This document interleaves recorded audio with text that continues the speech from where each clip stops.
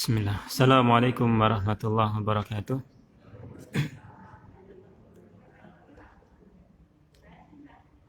Alhamdulillah. Alhamdulillahi rabbil alamin. Hamdan katsiran tayyiban mubarakan fih. Kama yuhibbu rabbuna wa yardah. Ashhadu an la ilaha illallah wahdahu la syarika lah. Wa ashhadu anna Muhammadan abduhu wa rasuluh. Allahumma salli wa sallim wa barik ala nabiyyina Muhammad wa ala alihi wa ashabihi wa man tabi'ahum bi ihsanin ila yaumiddin, amma ba'd. Para bapak, para ibu, kaum muslimin wal muslimat rahimani wa rahimakumullah. Alhamdulillah, kita memanjatkan puji dan syukur kita kepada Allah Subhanahu wa taala yang senantiasa memberikan kebaikan-kebaikannya kepada kita semuanya. Di sore hari ini alhamdulillah kita diberikan kesempatan oleh Allah Subhanahu wa taala untuk berusaha menambah ilmu kita, berusaha untuk menambah iman kita dan untuk menjaga iman kita. Ya, kita duduk di majelis ini yang kita berharap kepada Allah Subhanahu wa taala Allah akan memberikan pahala yang berlimpah kepada kita semua, dan kita berharap pula Allah Subhanahu wa taala memberikan ilmu yang bermanfaat kepada kita semuanya sehingga kita bisa memanfaatkannya dalam kehidupan sehari-hari kita semuanya. Amin ya rabbal alamin. Para bapak, para ibu, jamaah sekalian rahimani wa rahimakumullah. Di kesempatan sore hari ini kita melanjutkan pembahasan kita berkenaan dengan tazkiyatun nufus, berkaitan dengan pensucian jiwa, berkaitan dengan bagaimana seseorang atau seorang mukmin mensucikan jiwanya atau membersihkan jiwanya, ya. Yang mana beberapa hal yang telah kita lalui bahwasanya seorang mukmin yang ingin mensucikan jiwanya, yang pertama hendaklah dia menempuh pensucian jiwa tersebut melalui pintu tauhid. Karena ketauhidan itu adalah pokok dalam seseorang untuk mencapai kesucian jiwa. Yang mana kesucian jiwa tidak akan diperoleh ketika seseorang itu berlumuran dengan dosa kesyirikan. Yang kedua, ketika seseorang ingin mendapatkan kesucian jiwa, maka hendaklah dia menempuh pintu doa. Banyak berdoa, banyak meminta, banyak merengek kepada Allah Subhanahu wa taala agar disucikan jiwanya.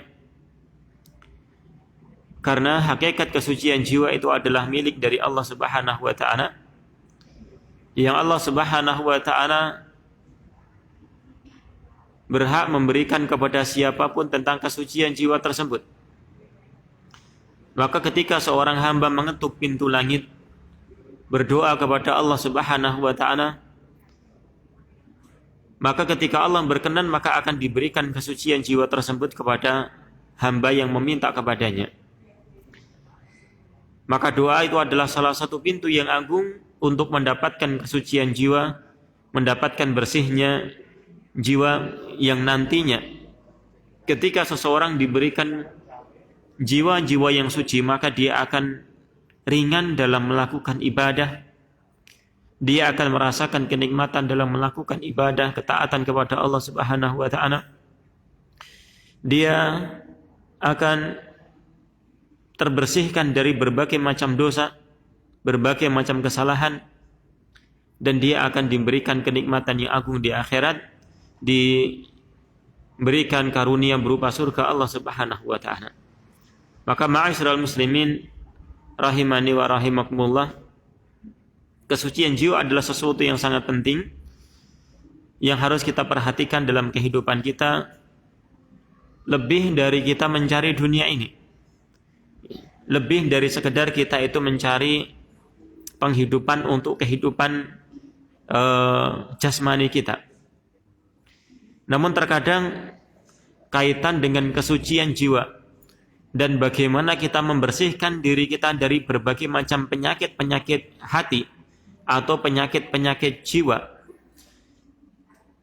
itu biasanya diremehkan dan mungkin tidak lebih diperhatikan daripada seseorang itu memperhatikan penyakit-penyakit jasmani. Ketika seseorang itu dia tertimpa penyakit jasmani, maka dengan segera, dengan cepat seseorang itu mencari obatnya, pergi ke dokter, beli obat, periksa dan sebagainya.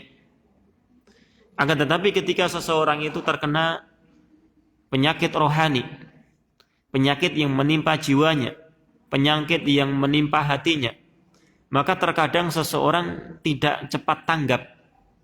Entah itu karena dia tidak tahu terkena penyakit rohani, ataukah mungkin karena tidak perhatian dia itu terhadap penyakit-penyakit yang menimpa dirinya, tidak peduli lagi. Ya. Maka ma'asyiral muslimin rahimani wa rahimakumullah, hendaklah penyakit yang menimpa jiwa-jiwa kita atau hati-hati kita, kita lebih fokus untuk memperhatikannya lebih besar daripada penyakit yang menimpa jasmani kita. Kenapa? Karena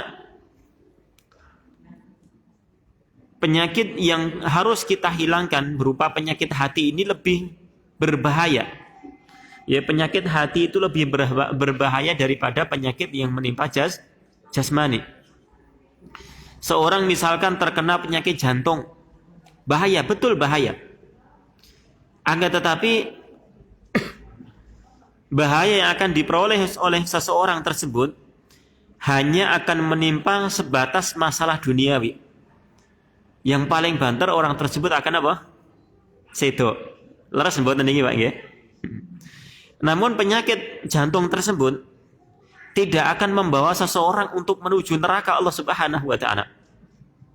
Wonten boten Bapak Ibu sekalian, ten Quran napa ten hadis, orang dikabarkan Nabi sallallahu alaihi wasallam masuk neraka gara-gara penyakit jantung. Wonten boten? Nah, makanya bawa dicari-cari. Nggih, dicari-cari. Mungkin nek enten kabar ke kula nggih. Kula dikai ngertos nggih. Nggih.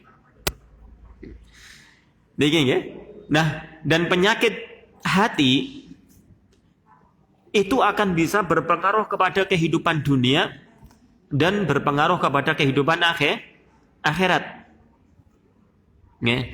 Seorang misalkan dia terkena penyakit sombong.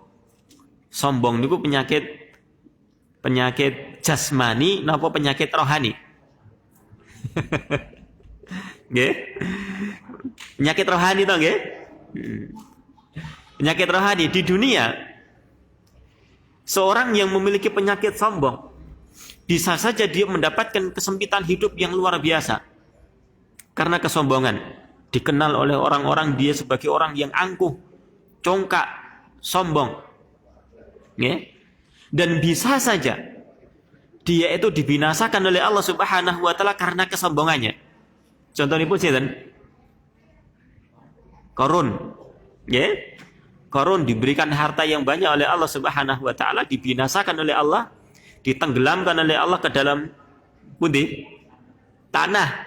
Nggih, ke dalam bumi, bukan ditenggelamkan di dalam laut. Karena kesombongannya. Ya. Karena rezeki yang banyak tidak membuat dia bersyukur, namun membuat dia itu lupa dengan Allah Subhanahu wa taala. Ya, sombong akhirnya.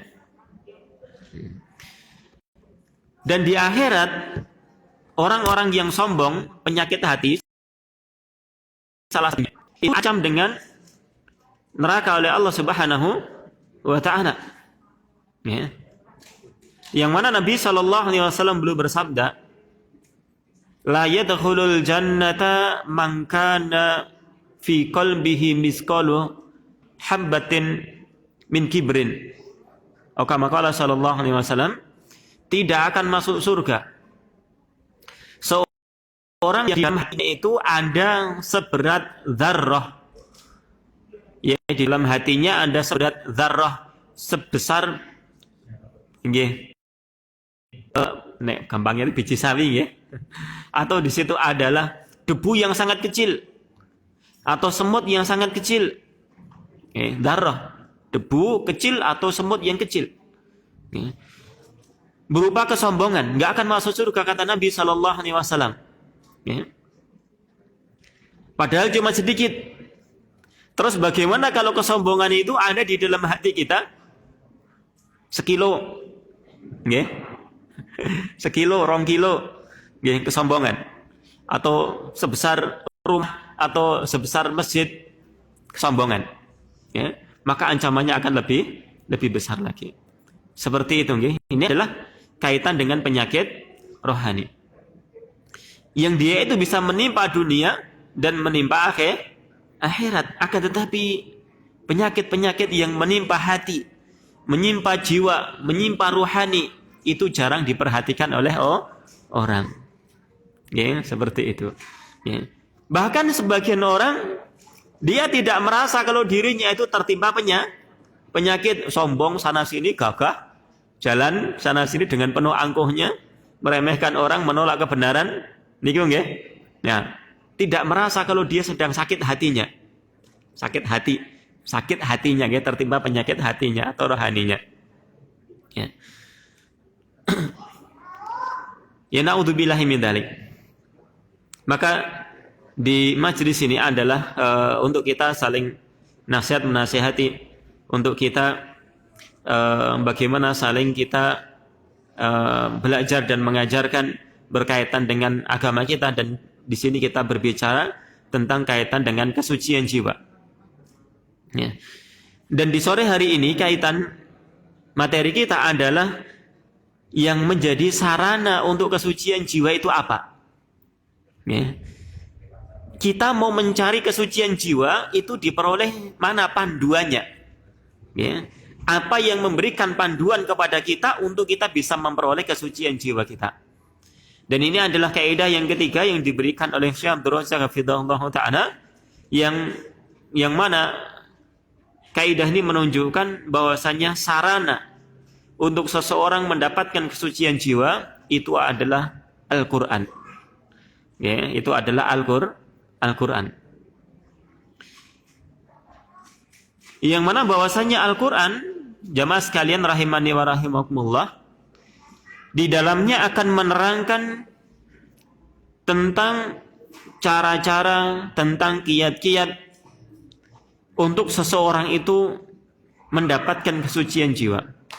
Akan diterangkan di dalam Al-Quran satu persatu penyakit-penyakit yang mengotori hati, mengotori jiwa seseorang, dan akan diberikan oleh Allah Subhanahu wa taala solusi dari penyakit hati tersebut. Yang mana kesucian jiwa itu adalah salah satu di antara tujuan penting diutusnya Nabi Muhammad sallallahu alaihi wasallam di tengah-tengah umat manusia. Yang Allah Subhanahu wa taala berfirman di dalam Surat Ali Imran ayat yang ke-164.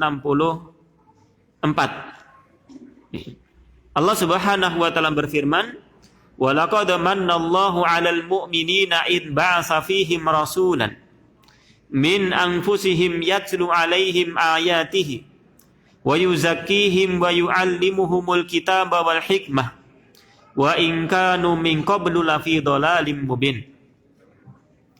Allah Subhanahu wa taala berfirman, sungguh Allah telah memberikan anugerah kepada orang-orang yang beriman ketika Allah Subhanahu wa taala mengutus seorang rasul di tengah-tengah mereka, min anfusihim, dari jiwa-jiwa mereka sendiri, dari diri-diri mereka sendiri, dari jenis manusia.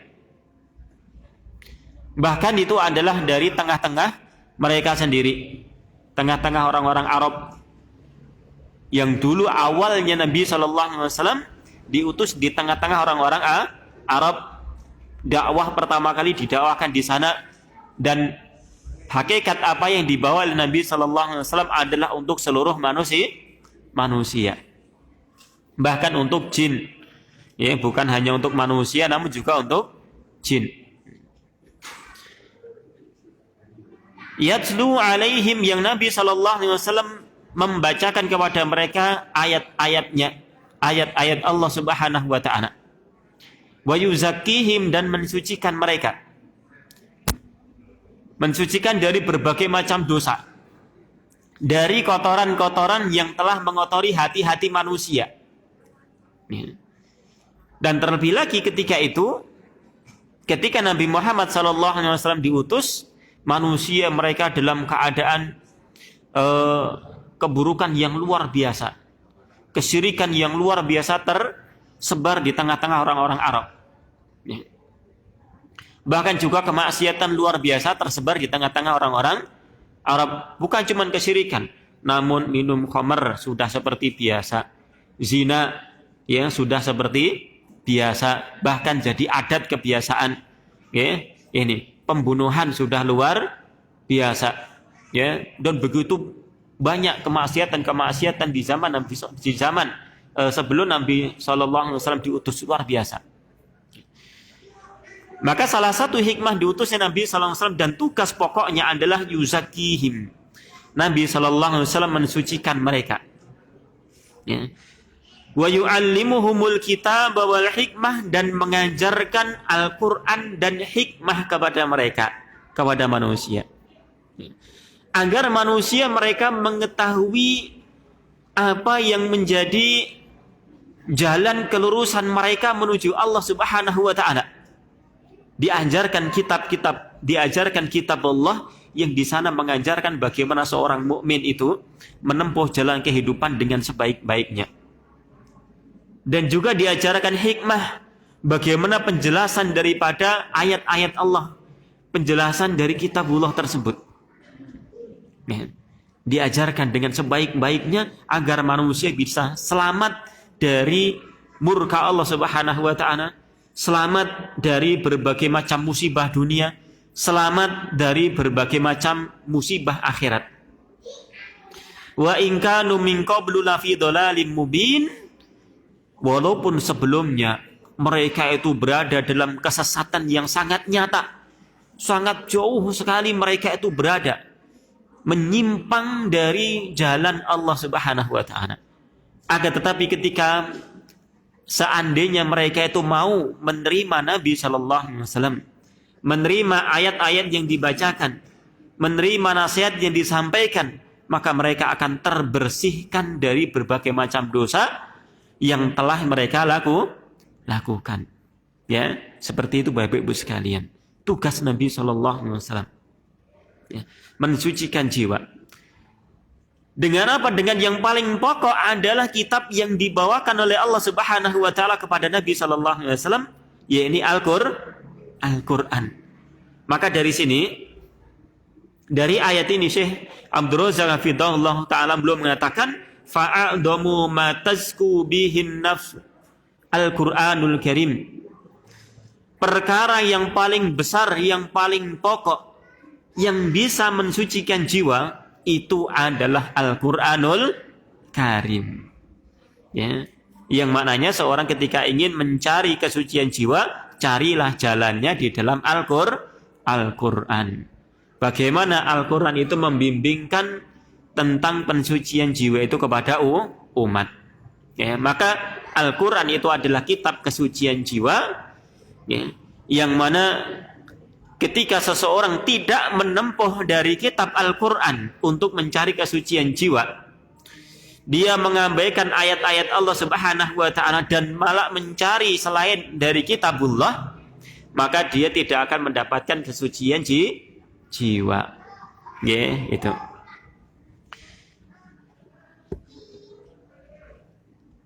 Berkata Abdullah bin Abbas radhiyallahu taala anhuma, Abdullah bin Abbas beliau mengatakan, Dhaminallahu liman ittaba al-Qur'ana alla yadhilla fid dunya wa la yashqa fil akhirah. Allah Subhanahu wa taala telah memberikan jaminan kepada hamba-hambanya, kepada siapapun yang mau mengikuti Al-Qur'an. Dijamin oleh Allah Subhanahu wa taala Yang pertama, agar dia tidak tersesat, atau untuk dia tidak tersesat dalam kehidupan dunia ini.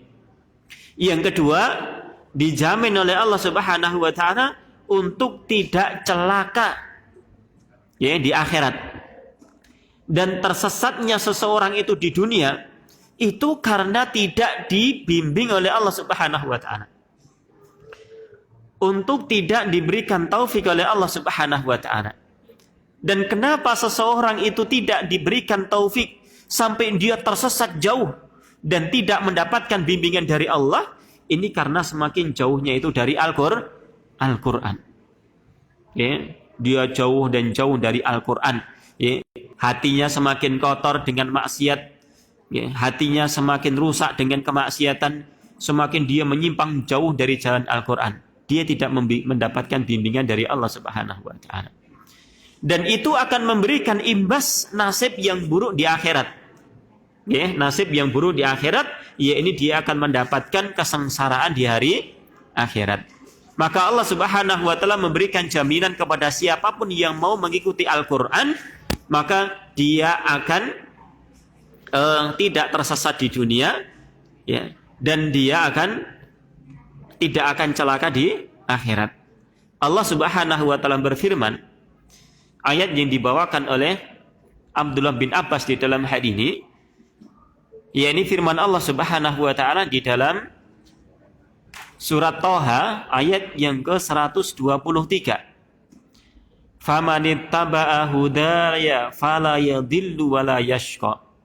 Barang siapa mengikuti petunjukku, yakni barang siapa mengikuti petunjuk Allah Subhanahu wa taala, dan itu adalah Al-Qur'anul Karim. Ya, Al-Quranul Karim yang dibacakan oleh Nabi Muhammad sallallahu alaihi wasallam.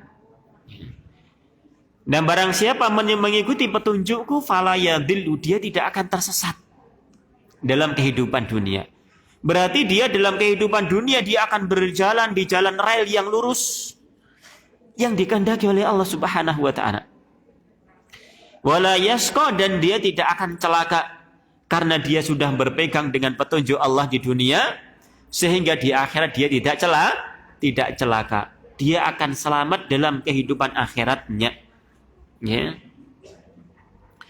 Kebalikannya, ketika seseorang itu jauh dari Al-Quran, yang dia diberikan peringatan dengan ayat-ayat Allah Subhanahu wa ta'ala, dia tidak mau menerima, bahkan kemudian dia memperturutkan hawa nafsunya, maka dia akan mendapatkan kehidupan yang sempit di dunia, karena dia semakin jauh tersesat dalam kesesatan, semakin jauh dari jalan Allah Subhanahu wa taala.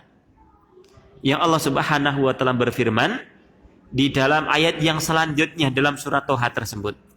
Ya. Wa man a'rada an dzikri fa inna lahu ma'isatan dongka.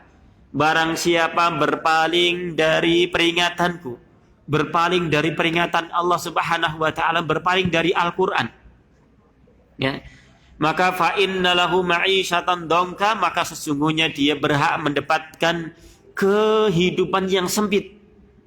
Ya, dia berhak mendapatkan kehidupan yang sempit sebagai balasan karena dia berpaling dari peringatan Allah Subhanahu wa taala. Sempit. Orang yang disuruh sholat nggak mau sholat, disuruh baca Quran tidak mau baca Quran, disuruh berpegang teguh dengan Al-Quran dia nggak mau, dia tinggalkan. Sempit kehidupannya. Okay. Di dalam keluarganya dia terus rame, cekcok dengan keluarganya. Dalam masyarakatnya dia berselisih sana sini. Okay. Dengan anak-anaknya nggak ada yang taat dengan dirinya. Kehidupan yang dia rasakan seperti kehidupan yang sangat sempit. Na'udzubillahi min dzalik. Na'udzubillahi min dzalik. Dan hamba-hamba yang mereka berusaha untuk samina wa ata'na terhadap perintah-perintah Allah Subhanahu wa taala, maka dia akan dimudahkan untuk mendapatkan kehidupan yang lapang. Ya, kehidupan yang lapang. Walaupun dia mendapatkan rezeki yang mungkin dia tidak seberapa, namun dia diberikan rasa qanaah di dalam hatinya, mudah bersyukur. Okay. Mudah bersyukur. kemudian dia bisa mendidik anak-anaknya dengan baik, keluarganya dengan baik. Ya. Dia didik keluarganya dengan ayat-ayat Allah. Dia didik keluarganya dengan naungan hadis. Dia bawa kepada majelis taklim dan sebagainya. Ya. Dia menjadi keluarga yang bersyukur. Anaknya taat, ya, anaknya nurut-nurut, ya, istrinya walaupun cuma satu, masya Allah, taatnya luar biasa, bingung ya. Ya udah papa taat semua, masya Allah, ya, alhamdulillah. Ya. Ya. Nek itu saya setunggal, saya sami berarti. Ya. Alhamdulillah. Ya. Masya Allah, Bapak Ibu sekalian rahimani wa rahimakumullah. Ini kehidupan yang sempit itu adalah ketika seorang itu semakin jauh dari kitabullah. Ini di dunia. Fa inna lahu ma'isyatan dongka. Di akhirat bagaimana kata Allah Subhanahu wa taala selanjutnya? Wa nahsyuruhu yaumal qiyamati a'ma. Dan di akhirat dia akan dibangkitkan dalam keadaan buta. Okay? Padahal di dunia itu bisa apa? Melihat. Kenapa? Dia dibangkitkan seperti itu karena ya dibalas oleh Allah Subhanahu wa taala karena dulu di dunia dia berpaling sehingga dia buta dari hukum-hukum Allah Subhanahu wa taala, buta dari syariat Allah Subhanahu wa taala yang kemudian hidupnya itu ya naudzubillahi min dzalik. Ya. Buta. Bahkan dia akan ya dikatakan oleh Allah Subhanahu wa taala seperti orang kafir, ya. Orang kafir itu kalau dia memiliki hati la yaqiluna biha, la yafqahuna biha. Hatinya tidak bisa digunakan untuk memahami. Punya mata namun la yubsiruna biha. Dia tidak bisa melihat dengan matanya. Tidak bisa melihat kebenaran maksudnya, ya. Walaupun sebenarnya dia melihat dengan matanya. Ya, ini. Punya telinga namun tidak digunakan untuk mendengar kebaikan. Ya, seperti itu kata Allah Subhanahu wa taala, kal an'ami balhum adall. Mereka itu seperti binatang ternak, bahkan dia itu lebih sesat lagi. Ya, lebih buruk lagi. Ini orang yang tidak terbimbing dengan Al-Qur'an, orang-orang kafir. Naudzubillahi min dzalik, dibangkitkan dalam keadaan buta, naudzubillah. Ya, seperti itu. Maka Bapak Ibu sekalian rahimani wa rahimakumullah, Al-Quran itu adalah perkara yang paling pokok untuk mensucikan jiwa. Di dalam Al-Quran ada berbagai macam penawar untuk seluruh penyakit hati. Ya, bahkan penyakit jiwa. Allah Subhanahu wa taala berfirman dalam surat Yunus ayat yang ke-57. Ya, Yunus 57. Ya ayuhan nas qad ja'atkum mau'idatum mir rabbikum wa shifaa'un lima fis sudur. Wa hudaw wa rahmatul lil mu'minin. Ya. Wahai manusia, seluruh manusia telah datang kepada kalian mau'idah, nasihat dari Allah Subhanahu wa taala. Ya. Dari Rabb kalian dan juga apa? Wa syifaun, telah datang syifa, penawar. Al-Qur'an dikatakan sebagai penawar, bukan obat, namun penawar. Ya, penawar. Lima fi sudur, terhadap apapun yang ada di dalam dada, penyakit-penyakit di dalam dada. Wahudan warahmatul lil mu'minin, dan petunjuk dan juga rahmat bagi orang-orang yang beriman. Ya, seperti itu. Allah Subhanahu wa taala menyebutkan di sini syifa, penawar. Ya, yang penawar itu adalah sesuatu yang mujarab. Ketika seseorang terjangkiti penyakit hati tadi apa? Sombong. Cari jalannya, tadabbur di dalam Al-Quran, dia akan mendapatkan, ya, akan mendapatkan bimbingan dari Allah Subhanahu wa taala. Ya, seperti itu. Nah, Al-Imam Ibnul Qayyim rahimahullahu taala belum mengatakan bahwasanya Al-Quran huwa syifa'ut tam. Al-Quran itu adalah penawar yang sempurna. Niki Al-Quran, ya, kata Ibnul Qayyim rahimahullahu taala. Al-Quran adalah syifa'utam, penawar yang sempurna min jami'i adawa'il qalbiyah wal badaniyah. Ya. Dari penyakit-penyakit hati maupun penyakit badan. Itu Al-Quran. Wa adawa'id dunya wal akhirah, dan dia adalah penawar untuk penyakit-penyakit kaitan dengan keduniaan maupun penyakit-penyakit kaitan dengan ukhrawiyah. Ya, intinya semua itu ada di dalam Al-Qur'an. Ya, sebagai pedoman untuk seluruh manusia, sempurna. Tidak ada kekurangan sedikit pun. Ini Al-Qur'an. Ya. Dan bagaimana cara mendapatkan penawar dari Al-Qur'an? Diungkapkan oleh Allah Subhanahu wa taala dalam surat Al-Baqarah ayat yang ke-121. Caranya adalah dengan tilawah. Ya, caranya dengan tilawah. Yani Allah Subhanahu wa taala berfirman, "Alladzina atainahumul kitaba yatlunahu haqqa tilawati ulaika yu'minuna bih." Orang-orang yang beriman, orang-orang yang diberikan kepada mereka Alkitab, yakni Al-Qur'an, mereka yatlunahu haqqa tilawati. Mereka itu Mereka itu membaca Al-Qur'an dengan sebaik-baiknya. Haqqa tilawati. Niku nggih. Nah, itu adalah cara untuk mendapatkan kesucian jiwa. Ulaika yu'minuna bih, mereka itulah orang yang beriman dengan Al-Qur'an kalau sudah tilawah. Nah, bagaimana cara tilawah itu?